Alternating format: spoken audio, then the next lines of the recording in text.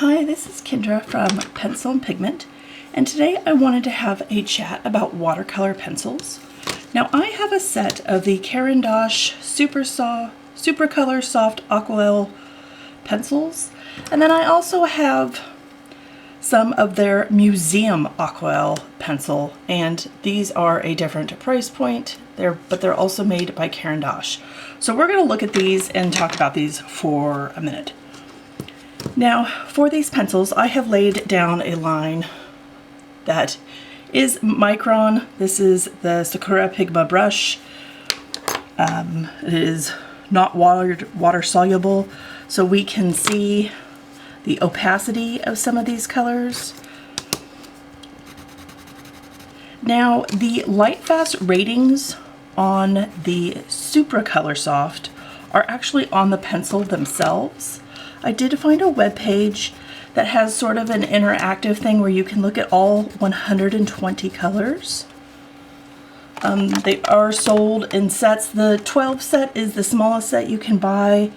It retails on Blick for $28.36, and that is US dollar because I live in the United States.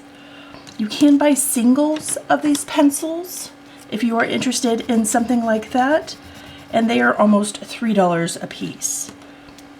So I would say, if you're not doing a no-buy art supply this year, that a couple of these with a watercolor sketch pad that's small would be really, really cute as a gift-giving option.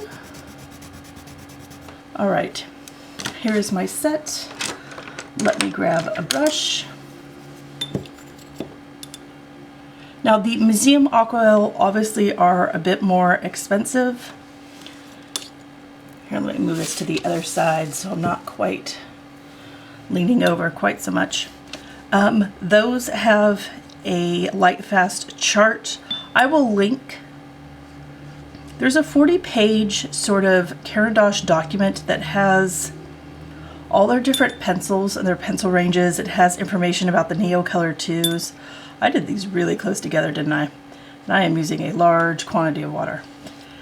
That has information for the products that don't list light fastness directly on the body of the product.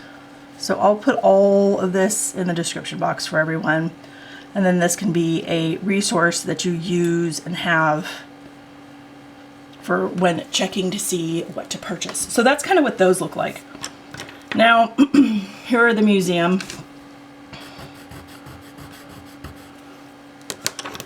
And they are lovely. Each one performs a little tiny bit. Okay, so the more you use a product, the more familiar you get with it. And between every pencil, I would say there's a little bit of differences just because of the pigment used. And so some of them feel a little tiny bit smoother when gliding across the paper. So some of these have better opacity than others. It would be fun to try these on black paper. I want to show you something. So, because these aren't, I wouldn't consider these a budget product. These are more expensive. So what I did, here is my green, and this is a 3-star, which is 3 out of 2 for this product. And for example, the orange is 2 stars, the red's 2 stars. These are out of 5-star.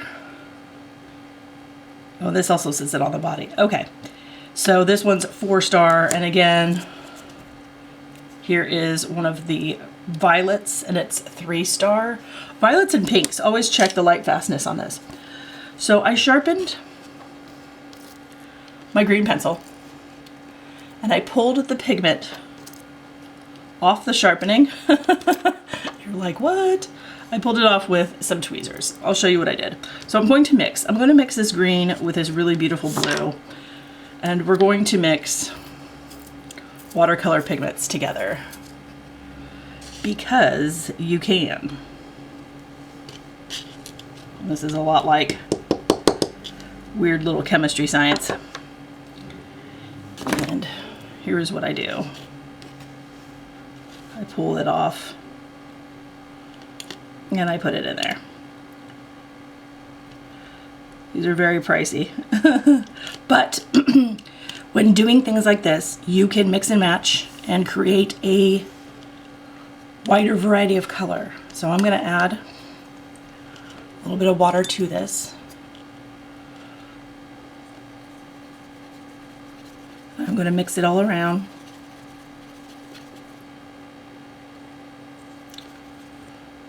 So you can definitely double the amount of product you own, mixing your different watercolor pencils together.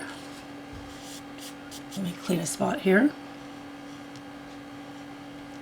And again, this is the Museum mixed with the Supra color. It's very, very beautiful. You can mix chalks and pastels with these. Just know that when they dry, you'll probably need a little bit of a spray fixative. I'm going to grab my Winsor Newton Common, and here is the color we made that's on the brush. And I'm going to add a little bit of yellow to that. This is my cooler yellow, because I want you to see that these also blend really, really well with regular watercolors. So you can keep going and extending the amount of colors and pigments you have, mixing all these different products together, saving the shavings, which sounds a little strange, and plucking the pigment portion off. Again, I just used tweezers, but you could use your fingers. It would all be fine. Now you can draw directly on the page, and that's typically how I use these for finer detail. This is just the green right on the page, and again, this is the green that came in the 12 set.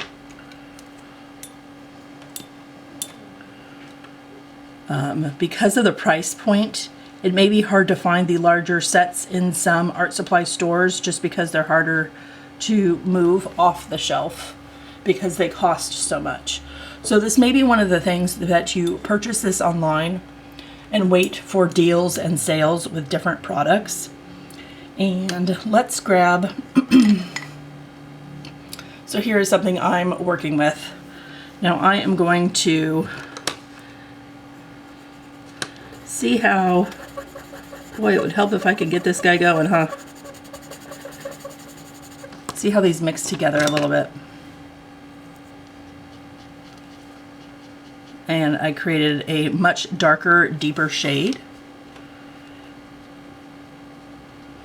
using the black. I could also sharpen the product and add the shavings to here if I didn't want sort of this rigid, hard line in here. Let's see. Let's see if I can pull right off this guy here. We're just going to experiment and get real weird.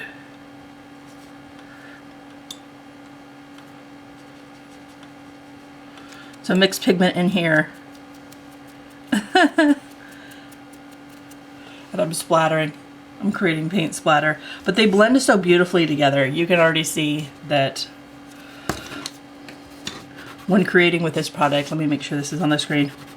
And I am using a cold press, which is why you see the texture when I draw.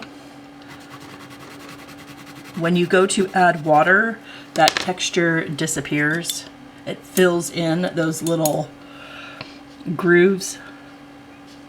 You can see the textures. We'll just keep going.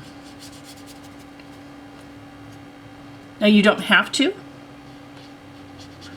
add water. You can keep it more like a pencil. There we go. We just blended the red and the orange together.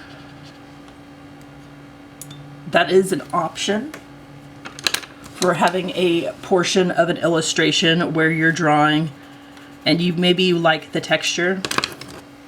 And again, I'm mixing my watercolor pencils here. Is there a huge difference between the Museum Aquarelle and a Supra color? Not, it's negligible. It's so tiny and minute. Yeah, it's very, very small, I would say.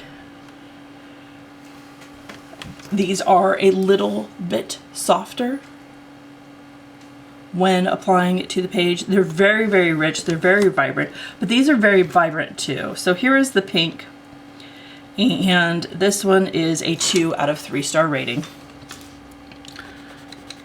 But look at how vibrant that is. Hold on. And then here is, this one is called Purplish Red. That is as close as I could find to the Super Color Pink that I own. I don't own a ton of sets of all these products because you can mix them and create more colors. So there you go. I hope this video helped. I hope this gave you some ideas. I hope you have a wonderful day, and I'll talk to you later. Bye.